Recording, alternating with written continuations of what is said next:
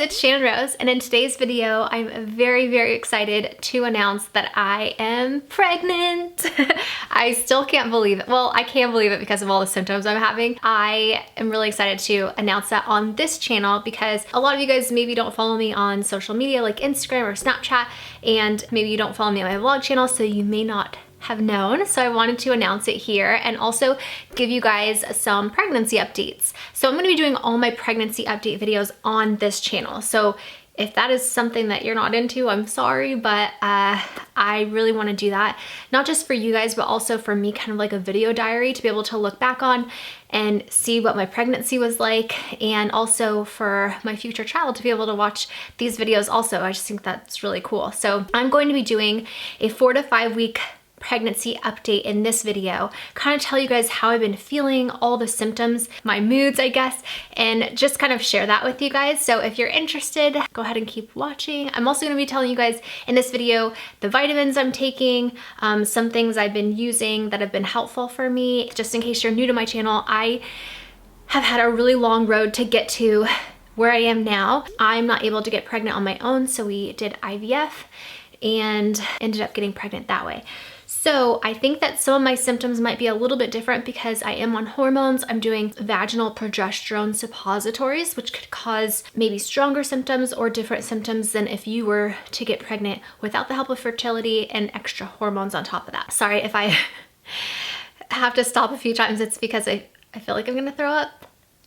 And I have like a bag right next to me just in case. It has been so hard to be at this moment making this video right now. I've been meaning to make this video for weeks now, and I just have not been feeling good, and that's been like some of my symptoms. Normally I'm like very driven and motivated to want to do things. I have been so unmotivated. I have not wanted to do anything but lay around, sleep, and just be lazy. That's like one huge thing. I almost forgot, I wanted to show you guys our embryo in case you guys didn't see it. Hopefully you guys can see it here. If not, I'll be posting a picture on Instagram so you can check it out there. But isn't that crazy? This is our very first baby picture. It's just so nuts. Not everybody has like a 5-day-old baby picture of their embryo, so it's kind of cool that we have this. Like, that's one upside of doing IVF. Also, I'm gonna be showing my bump date, what do they call it, like bump update, at the end of the video. So if you want to see that, keep watching. But let's start from the beginning because I have so much to update you guys on. So okay, so 4 days past frozen embryo transfer. So like I said, I knew exactly kind of when I conceived because they put an embryo inside of me. So I started having cramps, and this is before I knew I was pregnant, at 4 days past my transfer. I started having cramps that night, and then they ended up going away. And then at 6 days past transfer, I had what felt like period cramps on my right side of my body, which is so weird, like my right side, and then also down the right side of my leg at nighttime. It was really odd.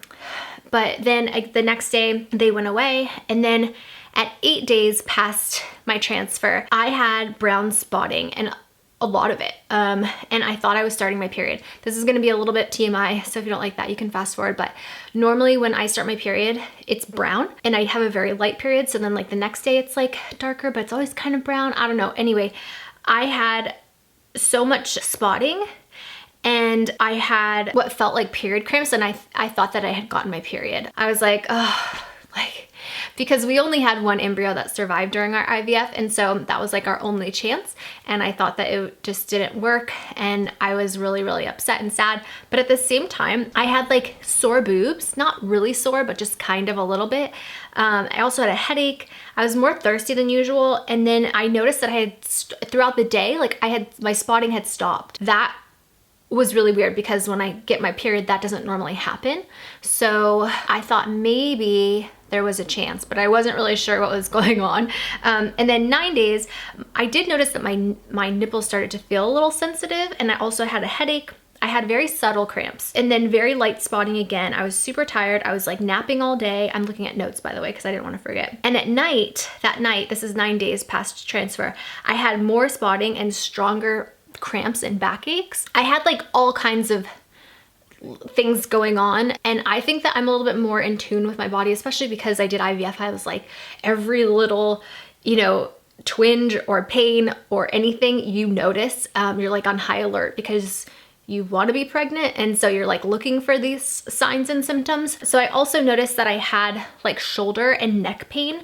It wasn't severe, but it was really achy. I also had back pain. I had a stuffy nose. My throat felt weird. And this is the biggest thing that was really weird to me, is like in certain places on my body that I touched, it felt like it was bruised, even though it wasn't. It just was so sensitive, and like it almost felt like that parts of my body were bruised, like big parts, you know, like all right here or all on my arm here. Like if you touched it even a little bit, it felt bruised. It was really odd. I also had hot and cold chills, and I started to think that maybe I had the flu. I'm a like over worrier. I have really bad anxiety. So I started freaking out a little bit and took my temperature, and I had 100-degree temperature, and I just did not feel well. So I thought maybe I was getting sick or something. I don't know, it was really weird. I also noticed I was getting really dry skin, and my cat was starting to follow me everywhere. I was really tired. I was sleeping a lot, taking like 3-hour naps during the day. It was crazy. So then fast forward to 16 days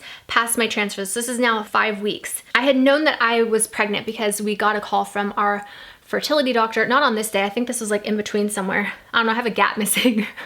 I got lazy in between these updates because I'm 7 weeks now as I'm filming this. So I'm trying to like go back with my notes and everything. But at 16 weeks, I decided that I was gonna go to the flea market with my friend Jess. And this was the first time that I had really walked around a bit, because like I said, I was having a lot of cramping and a lot of backaches. I was very paranoid this whole time that I was gonna miscarry, or that I had an ectopic pregnancy. That was like my biggest fear, because I had had an ectopic pregnancy with my last time that I got pregnant, and it was a nightmare. If you guys haven't seen those videos, I'll try to remember to link them down below.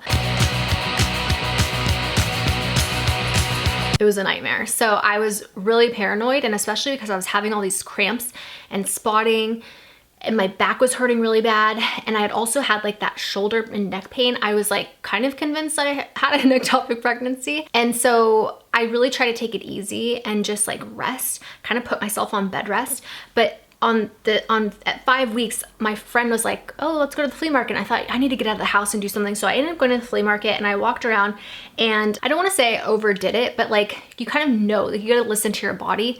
I started having like cramps, and my back was hurting as I was walking around. I thought, you know, I should probably go home and rest. And that night I had such bad cramps and backaches, and I started spotting a lot, and I thought, I think I'm miscarrying. These cramps are way too strong. And they say like if you have really bad cramps and, you know, it follows by heavy bleeding, that you, you know, should go to the doctor in the emergency room. Like I said, thought that I was having a miscarriage or that I had an ectopic pregnancy, and I was really paranoid, and I didn't want to wait for my next fertility appointment. So I decided that we were going to go to the emergency room, because I just thought, you know, for my own peace of mind, to either prepare myself for a miscarriage or take care of an ectopic pregnancy if that's what it is, or just ease my mind if it's totally fine and this is normal, because I've never had a normal pregnancy before, so I don't know what it feels like. But I also have to remember that my body is different from everybody else's, and I have really bad back pain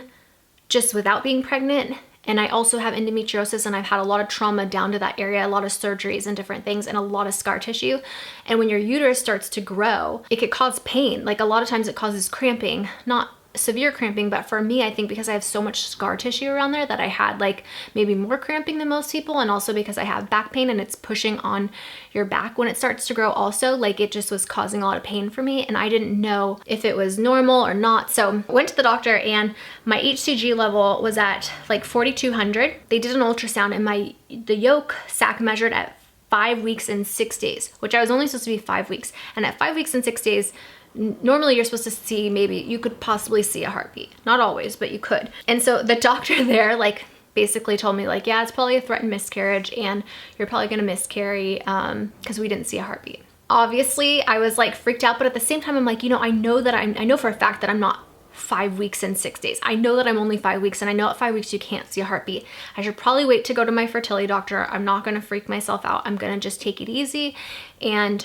wait to see what my doctor says, because I had done another blood test and my beta was supposed to come back, and my beta came back really strong. My first one I believe was 211 when I first got it back, and then the second one was, oh no, I can't remember.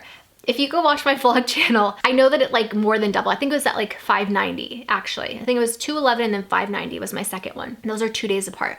And then I did another one a week later, and that one I was waiting to hear back from. But the good thing about going to the emergency room was that I knew it wasn't an ectopic pregnancy. And that was like my main thing, was to make sure it was in the right spot. Because if it was in the right spot, then my anxiety levels could go down a lot more. Again, like I can't tell you, like every time I went to the bathroom, every time I wipe, even still now, every time I wipe, I look, because I'm so scared that like something bad's gonna happen.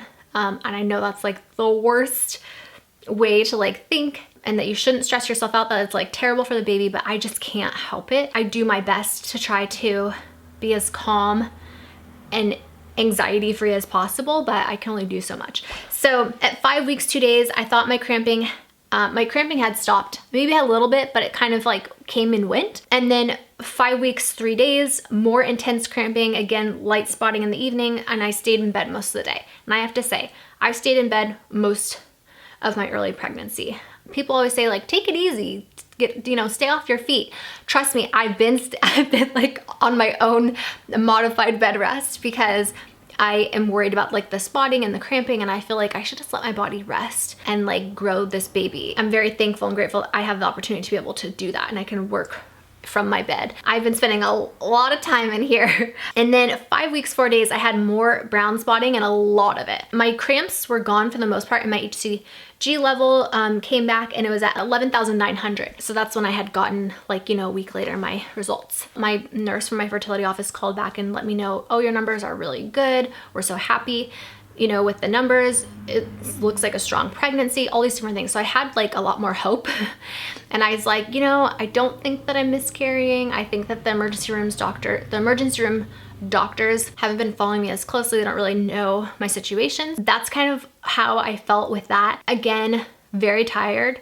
And I thought that I had like really strong symptoms, but what my 6 week update is gonna be crazy. And also I'll be able to show you the ultrasound. So my 6 week update is going to be next, and I'm actually gonna film that today, because like I said, I don't know how I'm gonna feel from day to day, and some days I've been trying to film videos and I can't, so I'm literally gonna be in the same outfit, same clothes, same makeup and hair to film my 6 week update. So I hope that's okay with you. It's gonna go up next week. But before I do, I just wanna show you the vitamins I'm taking. My friend Brie actually recommended these. They're Garden of Life vitamin code raw prenatal vitamins. I really like them, they're good. It's gotten a little bit harder to take these with the nausea, just because I can smell and taste them a lot more. But what I do is I'll take like orange juice, and I'll put orange juice in my mouth, and then I'll stick that pill in and then try to take it really quick. The only downside to these vitamins is that you have to take 3 pills a day, which is kind of annoying, especially if you're not feeling like you want to take pills because you're really gaggy or nauseous. That's the only downside, but they are really good, and they don't have the synthetic folic acid. I think it's like real folate, so check into that, because it's supposed to be better for you. So yeah. And then also, to make it easier, I got one of these things, because I don't just take a prenatal vitamin. I have to take baby aspirin, DHA, Colace, because I get really constipated with all these pills I'm taking. Vitamin D, calcium, what else? I think that's it. And then also I take a progesterone suppository. That also could be another reason why I'm spotting, like why I'm doing the brown spotting, why I'm having brown spotting, is because I've been doing these vaginal suppositories of progesterone and estrogen every day at nighttime for like weeks now, and I have to do it all the way up until I'm 9 weeks pregnant. So that can irritate your cervix and insides and cause a little bit of like bleeding, and then when it comes out, it could be brown. So that also could be another reason why I'm spotting. And again, my nurse keeps assuring me that my cramps and spotting are totally normal, and not to worry unless I have like heavy red bleeding, which thank God I have not. And yeah, so that's about it. If you guys have any questions or any advice for me for my first trimester, feel free to leave it down in the comment section below. I'm really, really excited to share this journey with you. I plan to share it all the way until our baby is born, and be able to share our life with you and the baby. And yeah, I'm just really excited. So thank you guys so much for watching this. I hope you enjoyed this video. If you did and you want to continue to see these videos, go ahead and give this video a thumbs up. Don't forget to subscribe. I'm sending you all my love and all my positive energy, and I hope to see you in my next video. Mwah!